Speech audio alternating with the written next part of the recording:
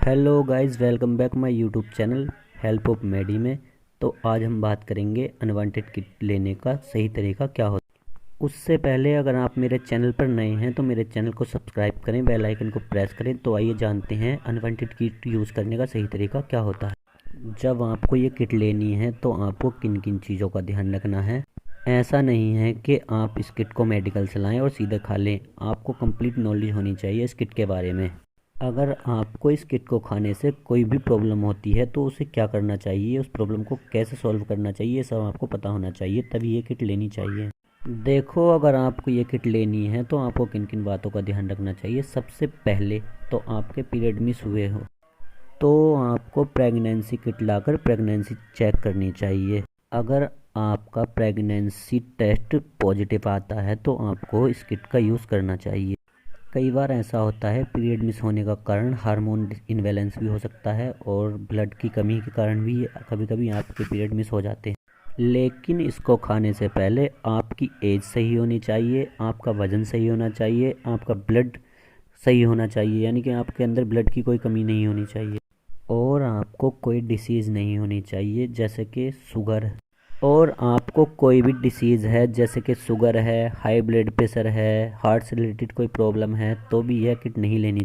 और जब भी ये आप किट लेनी चाह रहे हैं तो आपको अपने नज़दीकी डॉक्टर के पास जाकर ये सारे चेकअप करा लेने चाहिए।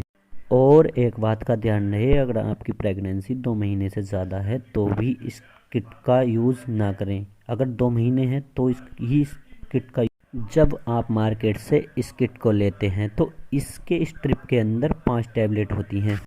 इस किट के अंदर जो सबसे बड़ी टैबलेट होती है वो मीफेप्रोस्टोन की होती है और जो 4 टैबलेट होती हैं वो मीज़ोप्रोस्टोन की होती है। जो मीफेप्रोस्टोन की टैबलेट होती है वो 200 mg की होती है और जो 4 टैबलेट मीज़ोप्रोस्टोन की होती हैं वह टोटल 800 mg की होती हैं और पूरे स्ट्रिप का। अब आपको इस किट का यूज़ कैसे करना है। इस किट के अंदर जो सबसे बड़ी टैबलेट होती है वो टैबलेट आपको सबसे पहले दिन लेनी होती है। और आप जब भी इस बड़ी वाली टैबलेट को लेते हैं तो आपको हल्का सा नाश्ता कर लेना चाहिए। उसके बाद आपको इस टैबलेट को पानी के साथ निगल लेना चाहिए, चबाकर नहीं खानी चाहिए। अब आपके पास 4 टैबलेट बचती हैं। अब उन 4 टैबलेट में से 2 टैबलेट अगले दिन लेनी है, यानी कि 24 घंटे के अंतर से लेनी है नाश्ता करने के बाद। और ये 2 टैबलेट भी आपको नाश्ता करने के बाद ही लेनी है। नीचे रख सकते हैं, वह खुद डिसॉल्व हो जाएगी, यानी कि खुद ब खुद घुल जाएगी।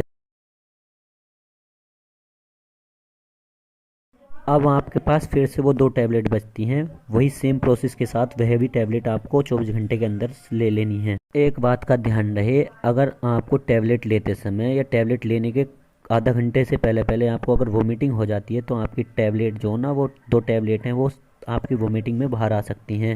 इससे आपका अबॉर्शन पूरा कंप्लीट नहीं हो पाएगा, लगभग 50% ही हो पाएगा। अगर आपको मेरी वीडियो अच्छी लगी तो मेरे चैनल को सब्सक्राइब करें, वीडियो को लाइक करें, शेयर करें एंड कमेंट्स करें। धन्यवाद।